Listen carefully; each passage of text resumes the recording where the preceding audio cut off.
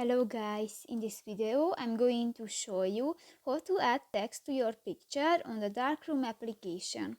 But first of all, I just want to mention, please don't forget to subscribe to our channel, because at 100,000 subscribers we are going to show you our YouTube revenue statistics and growth strategy, how to make money online. So let's jump into it. First of all, open the application on your device. Tap to the select image button,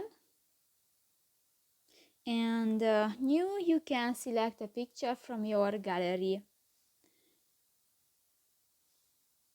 New, tap to the first option, the text at the lower left corner of the screen, and just write your text, and if you finish, click to the done button. New, you can edit the rotation of your text, the stroke, the align, and you can add different effects for this.